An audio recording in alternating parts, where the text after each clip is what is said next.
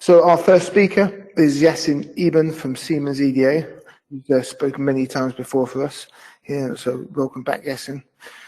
He's a senior applications engineer at Siemens. He's going to talk about methodology for increasing continuous integration throughput. As I said, he's a senior applications engineer at Siemens EDA with over 20 years experience in the EDA software technical account management, technical marketing, and helping guiding for customers through hands-on product evaluations and deployments. Yasin holds bachelor's and master's degrees in electronics and computing from the Institute of National Polytechnic in Toulouse, France. He's now based in the UK. So over to you, please, Yasin. Thank you. Thank you. Thanks, Mike. Thanks, Sarah, for organizing the V Club. So today I'm going to talk about auto checks, automatic verification checks, and I'm going to propose a methodology for including these in a continuous integration flow. So here's the agenda that I've come up with. First, I want to introduce the idea of using formal technology, so model checking, property verification for RTL inspection. I'm going to talk about some considerations for automating these so that they can run as a regular daily or weekly job. So through that, I'm going to talk about some techniques for coming up with tests that maximize the throughput of continuous integration flows. So I'll touch on things like how you create sanity tests, deep tests, soak or targeted tests based on formal linting and formal checks. In Siemens, we've got a technology that helps you come up with these. They're called KNRW, and I'll come to that later. And then I'm going to show you how you can integrate all of this into a CI flow. Jenkins is popular, so I'm going to use it as an example for building an interface. And I'm going to finish by showing you some results that we've obtained with one of our customers. So starting with the technology that we're going to use for running our automatic checks, it's formal technology. As you know, in the olden days, formal technology was still the realm of engineers that hold math PhDs, and so they had to go and create their own programs to perform model checking. But that's changed in the 90s and 2000s, where formal property checking has taken off, and pioneers such as OneSpin have come up with tools that can easily allow you to write assertions and verify them. Still, you needed to have a lot of expertise to apply that to a complicated electronics design. However, what's driving a wide adoption of formal technology over the last 10 years are the advent of automated formal apps. So these are essentially apps within your formal property checking tools that alleviate the need for writing the assertions in the first place. The apps will go and create the checks automatically for you, and that basically takes formal into the hands of all verification engineers, and in a way democratizes formal and drive growth.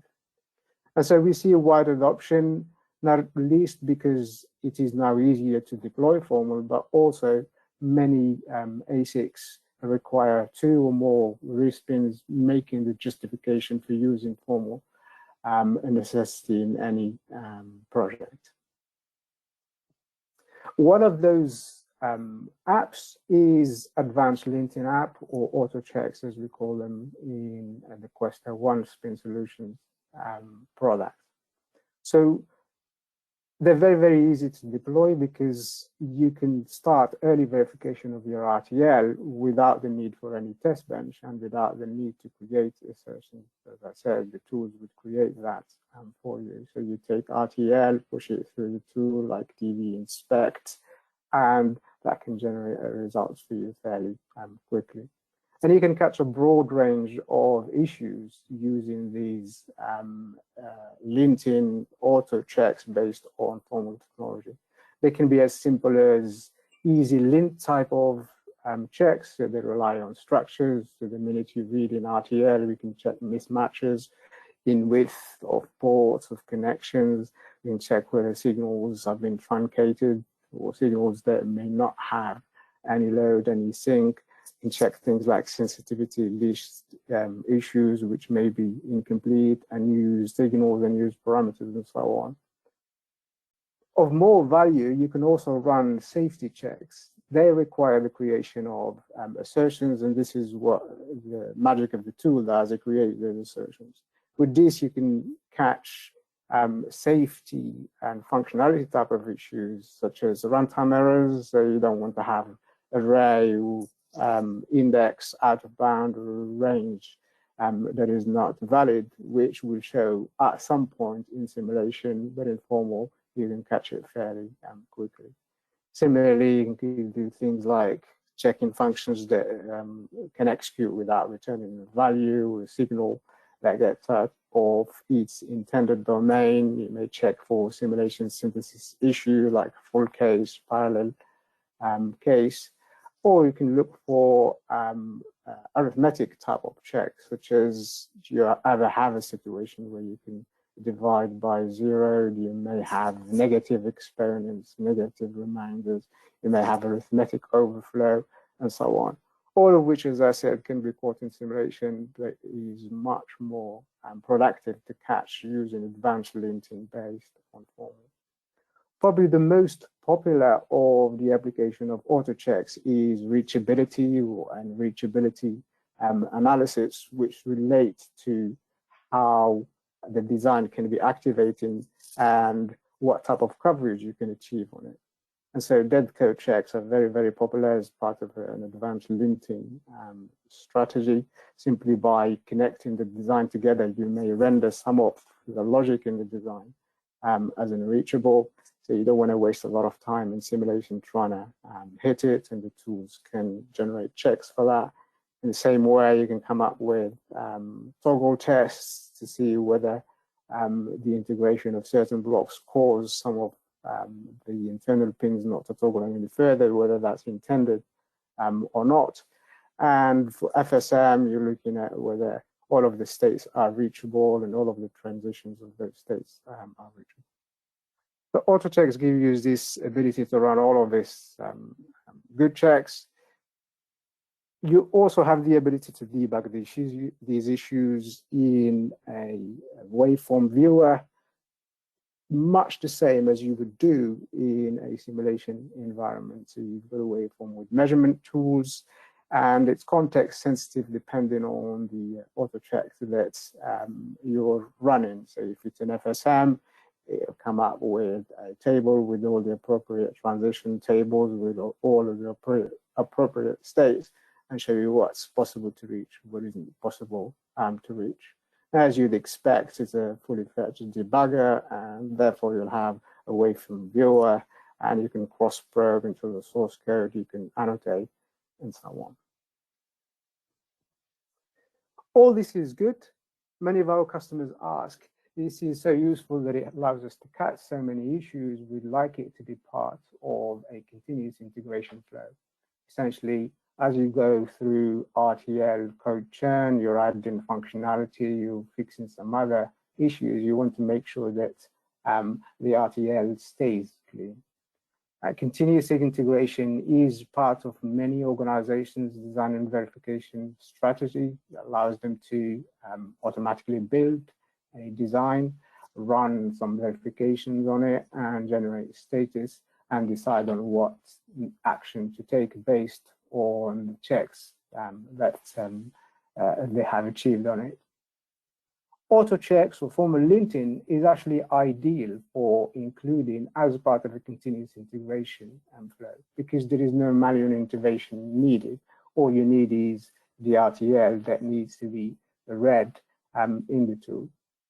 And so it's high value in detecting these RTL issues, but many users are put off because they say, hey, but this is formal. And is it going to take too long? Will it actually converge on all of the checks? Do I need to add some constraints so that I get the appropriate results and I find the root cause of the issues. And so here are some considerations for how you can come up with tests that fit into your continuous integration flow. So much like you'd have a regression tailored for continuous integration flow for your simulation, for example, using Questa Sim, you can also have a set of tailored customized auto checks that you could run in Questa OneSpin that also contribute to a DevOps pipeline. In simulation, you may be using test grading to pick the best test to run for a minimum regression that you could run, for example, daily or over the weekend. For auto checks, you need to consider different prioritization techniques. And so the common criteria for choosing a regularly scheduled auto check are going to be slightly different. First, you may be looking at how good the quality of the check is. So what is the severity of the failure? So is it going to be a fatal for the design, for example, an out of bound? Is it going to cause a simulation synthesis mismatch? Is it an FSM deadlock analysis? All of which are very high value. Lower value type of checks could be just initialization or all of the registers initialized. But you also have to consider the runtime. Deadlock analysis may well take longer than initialization checks. You may also want to prioritize based on accuracy. So is there a low chance of a false negative?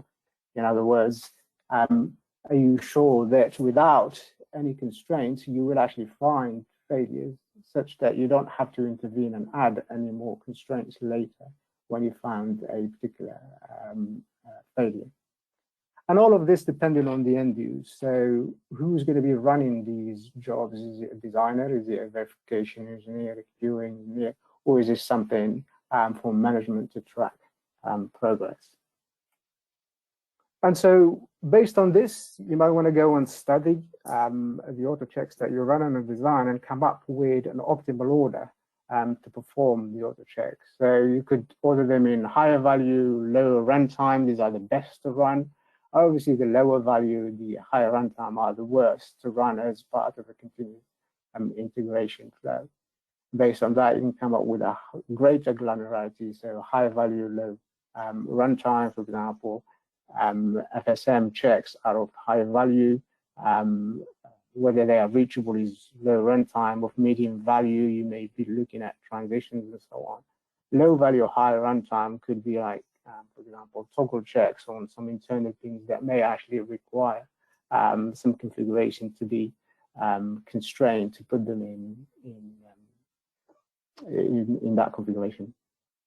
So you'd come up with a list based on this prioritization, and you'll consider the end use. So if it's a design engineer, you may be wanting to include logical coding bags type of checks. The design engineer is going to be interested in handing over clean RTL to the verification engineer. Similarly, a verification engineer may be looking at integration bags, checking the functionality of each subcomponent. A manager, for example, would be interested in checking progress, trend versus timescales, and the type of issues that are found. So going through this, you've come up with a set of tests. They could be sanity type of tests or deep verification type of tests, or you may be targeting a special area, running SOAK, for example, type of test. Sanity, it's probably high value, fairly low runtime, whereas targeted, it's high value, medium value, but you probably should be prepared to run the tool for longer. In Siemens, we have customized our tools such that we provide you with these techniques as a set of procedures, which we call quick, lunch, night, weekend. So we've already fine-tuned the engines so that we can run them fairly quickly and find high value with low runtime checks. You could run something over lunch for 1 hour, or you could run something overnight, 12 hours, or let it run over the weekend, 48 hours, enabling more checks, but also allowing for more runtime. And these will all include time limits, so they can be customized and they're provided to you as a procedure to customize it for your own need. So once you've come up with this, you want to take this to Jenkins. So Jenkins is a very popular source Java tool. What does it need? Well, it needs some regression data, and based on that, it generates reports. The Jenkins flow allows you to schedule batch jobs. You need to create plugins to collect the results, to create the reports, and generate debug traces so that the engineers can debug them. And here you've got a set of APIs available to you, so you can customize the reports or run a choice of quick lunch, night, weekend jobs. What's needed? CSV file is needed that contains the information to be analyzed. You can generate that from our tool, much the same way that if you're doing for simulation, you probably need the coverage database. Here's an example of the customization commands that you could use within OneSpin to get the text that you need, either report result, which is high level, generate sign-up information, or get consistency info, which is a typical procedure for generation, for example, the branch path, the instance name, the module name, and our customers use them to generate the report they need. One of our customers did exactly that and built a sanitization Jenkins flow. They check the setup is correct, they check for dead code, they check for model building issues, and these are the tests that they come up with to run in their Jenkins sanity procedure. The array index, no return, and so on and so on. Summary: formal analysis verification techniques do add value to continuous integration flow, and Questa OneSpin solutions provide automated checks that can easily fit into continuous integration flow. We provide an API, and we provide Jenkins plugin templates that can help you use as a starting point for your own continuous integration. Thank you. Thanks, Yasin. Thank you very much. Hopefully you can hear me. I can hear you indeed. Thank you. So we've got a couple of questions online. So the first one is regarding how long does it typically take to set this up? So if I was starting from completely from a fresh, no formal verification experience, how long do you think this would take me to set up inside the? So I can interpret the question into two ways. How long does it set up? Auto checks in OneSpin, that's very, very minimal setup. You just need to read RTL in. As long as the RTL is suitable for formal linting, we can get you started in a couple of hours. How long does it take to create a plugin for Jenkins such that I can run auto checks as part of my continuous integration flow? That is going to be variable. It very much depends on the kind of reporting that you want to extract from the tool. If you're going to use the report commands that are already available in OneSpin, then again, that you should be able to get this done in a couple of days. Okay. If it's something much more customized than that, then you probably need to use the API, and it depends on what that information is. Okay. Okay. Thank you. Another question: can you use the output of reachability tests to feed into a simulator of choice? Does it have to be Questa? Yeah. So it's a question that is not necessarily related to continuous integration. Yes, in the case of OneSpin, we generate waiver files that are text files, which can be read from all of the available simulators out there. So Questa is one of them, but the others are also supported. Okay, thank you. And the last question is, someone's asked very specifically where they can find more details or information for the types of scripts or sample projects. This can show the whole CI flow. Yeah, so please do get in touch. Okay. and we can work with you. Yeah, we get in touch with Okay. me, and we can work with the appropriate. So the best thing is to get in touch with you directly, and then you can Yeah. supply the information. Yes. Okay. Good answers, and thank you very much. It's good to see. It's good to see formal entering into the mainstream. Well, more power to that, I think. Thank you very much. Okay. Thank you, Yasin. Thanks, Mike. Thank you, Yasin.